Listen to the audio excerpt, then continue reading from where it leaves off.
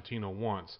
There are specific players that he would like to have and targets, and if he can sometimes get those to be agreeable to the board, I think we're seeing a trend towards that with the Lucas signing, a big name, a big European name, wonderful Brazilian footballer, and I can't wait to see him in a Spurs shirt and what he can do with the other players around him.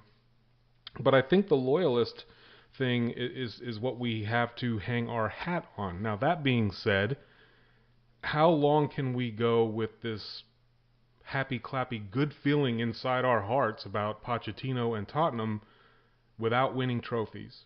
And how long can we say to one another, well, we're still ahead of schedule on his 5-year plan or whatever it is, before we have to say, you know what, we have to draw a line in the sand and move forward. We can't continually be a bridesmaid. We can't continually be getting knocked out of these competitions and expect it to be okay. When that happens, I have no idea. I don't know where that line is drawn. It's got to be drawn for Pochettino. I don't know if it's really drawn for Levy. I don't think it's going to happen anytime soon. I guarantee you Pochettino wants to walk in on day one of that stadium, and he wants to make it a fortress for Tottenham once again, just like White Hart Lane was. But that is the bigger question, right? Is how long can we sit here as fans and say it's okay, we're in another new stadium? If we have our struggles, maybe like we had at the beginning of this year at Wembley. Now Wembley has become very favorable for us, and Arsenal historically the last 3 years play very well there as well. So this North London derby is going to pose an very interesting match. I'm a little more nervous going into this one than I would have at a home match at White Hart Lane for sure. But that's kind of my take on the whole Pochettino business. I don't think he wants that. I don't think he wants to just be handed everything. His work ethic, first of all, I don't think is conducive for that. And I don't think that the way he enjoys playing football, or when he was a footballer, that has rubbed off on Tottenham. We are no longer that soft underbelly team. He was a very aggressive, stick a foot in, studs up sometimes type of player. So when Dele does that, when Lamela does that, when Aurier does that, I really don't think it bothers him that much. I think he encourages it. Just don't go over the line. Right. And at PSG in Madrid or Barcelona or anywhere else, you're not going to be able to get those type of players to play that way. They are strictly flair. There's no defending in those leagues whatsoever. So it's all about the showboating. And I don't think that's what he wants. I can't imagine. That's I mean, I agree with you. Clearly, it's the media. I don't want to sit here and sound like a scouser. Yeah. Still salty over last week, but it appears the media loves to pick on Tottenham for whatever reason. They sell our players. Sky, the tabloids, whoever. They're out there selling our players. Now they're selling our manager, and they got to make up these stories. Whether there's a sliver of truth or a nugget of reality attached to it, and it's selling their wares to the people who are gullible enough to buy it. So we can adopt that approach for sure, and then suddenly it happens, and we've certainly seen our fair share of surprises over the years as Spurs fans. I personally think he wants to see this project out, like you. I think once we get into that stadium, that's when maybe the pressure ratchets up. I know Levy has a 5-year, 10-year, 20-year plan for the club, whether he's here at the end of that 20 years or not. But get into the new stadium, compete at the top level. Let's see how the financial strings are loosened, and give Pochettino next season and the season after that to really put his stamp and his legacy on the club. And that will involve silverware. I know I've spoken this season that, what is this, his 5th year, right? Yes. That we need silverware at or around this time. So I look back at arguably the two greatest Premier League managers since the inception of the league. I don't want to count Mourinho in there because he's a bit of a twat. I really shouldn't count Wenger in there, but his record speaks for himself. 20 plus years with the Wankers down the road. And he won, he did the double in like his second season, 97, 98. Won the Community Shield the following season on a couple of occasions, but really didn't do anything for about another 3 or 4 years. Conversely, I think it took 5 years for Ferguson to win anything at United, and he was on the verge of the sack, which, back in those days, at a top club, that's the kind of pressure that a United, a Leeds, or a Tottenham probably would have done.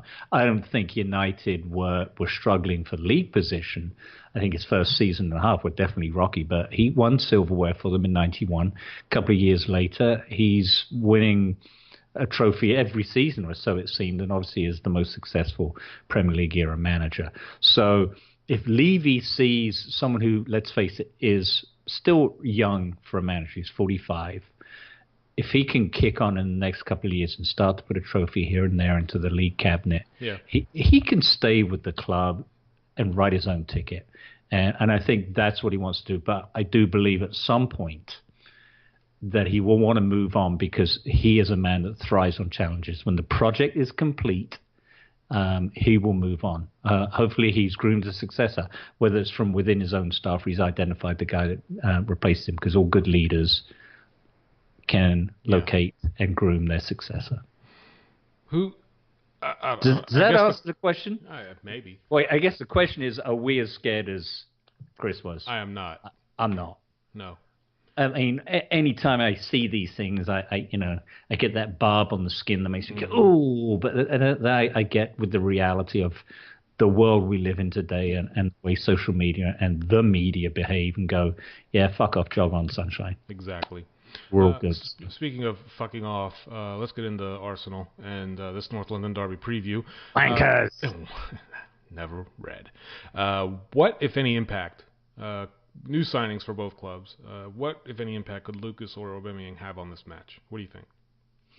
Well, because I was working all last weekend, I saw absolutely zero highlights of anything other than our game late on Sunday.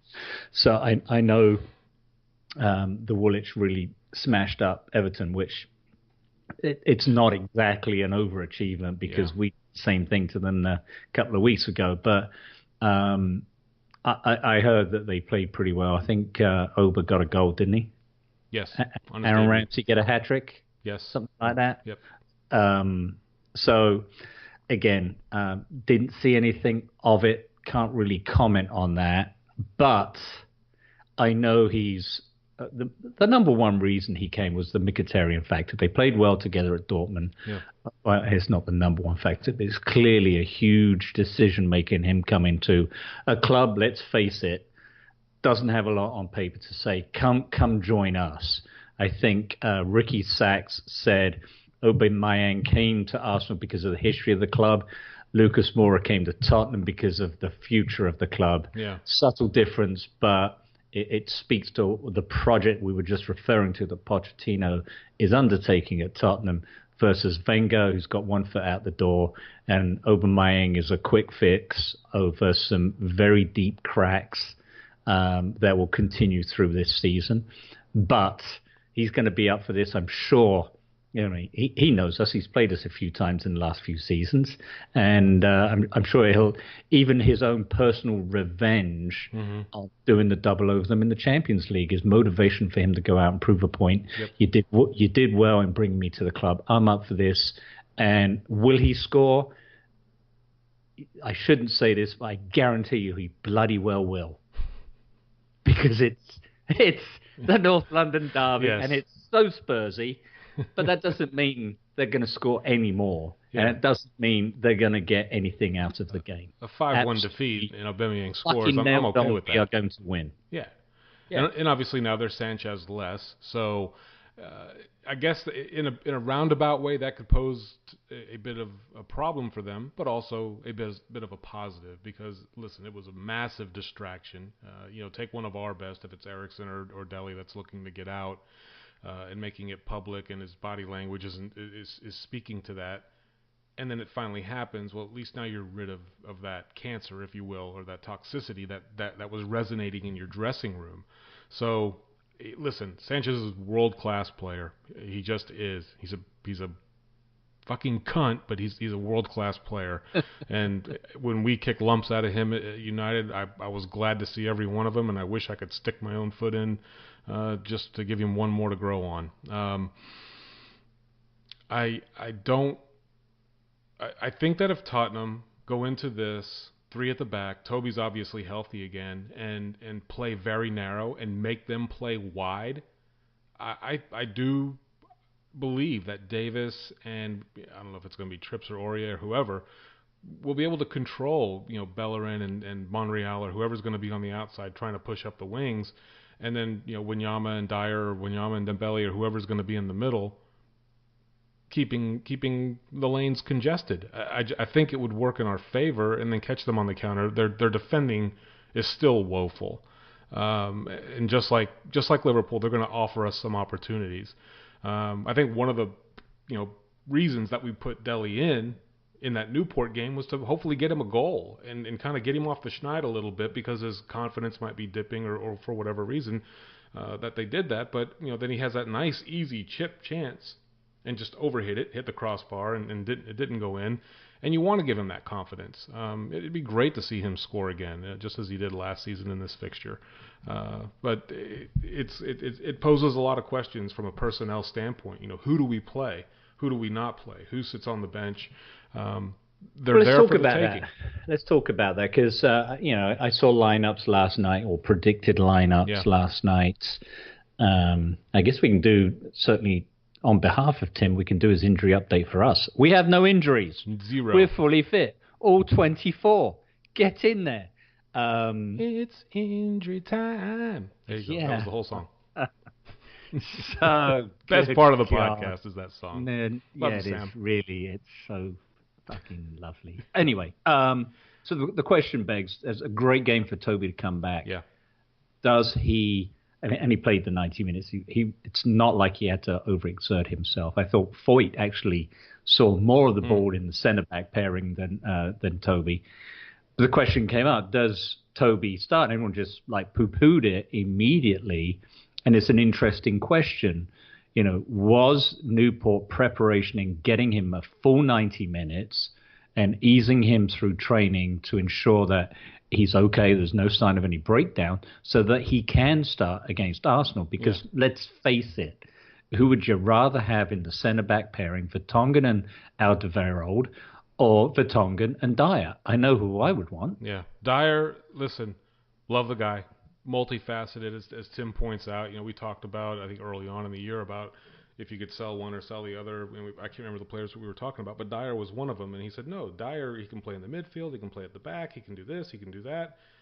But it's almost like that's becoming a little bit of a liability for Dyer, because I don't think he knows where his true home is anymore in terms of position. And he makes some egregious errors at times. I mean, he may as well have gotten the assist for the first Salah goal in the Liverpool match. And it's things like that worry me about him. Now, shoe on the other foot, he's a massive presence in the midfield. And if he does move up and play next to Wanyama or Dembele, or however this is going to pan out for Saturday, that's the big question. I think. Well, so the next big question then is, if it is Toby and Jan in the centre, and we'll come back to the fullbacks in a minute, who starts in central midfield? Because there has to be two. Is it Dembele and Wanyama, or Dyer was one of the other two? Yeah. Has Wanyama done enough, aside from his rocket to Mars? Has he done enough to warrant a starting place in a fixture as high profile as this, when you've got everyone to pick from? Yeah. With Dembele. Dembele rested for a reason. He has to start. So it's a case of who partners with him. Yeah. It's a big question. And it also is a question. Oh, God. I'm sticking my neck out on Toby and Jan, so you can stick your neck out on and it also begs the question, is he going to play three at the back, which generally works well against them, because they play that formation as well, and they were not very successful against it last year in this fixture. So, Sanchez has been a little rocky lately as well. So do you maybe sit Sanchez and play Dyer, Toby, and Jan? right across the back, and then have the two wing backs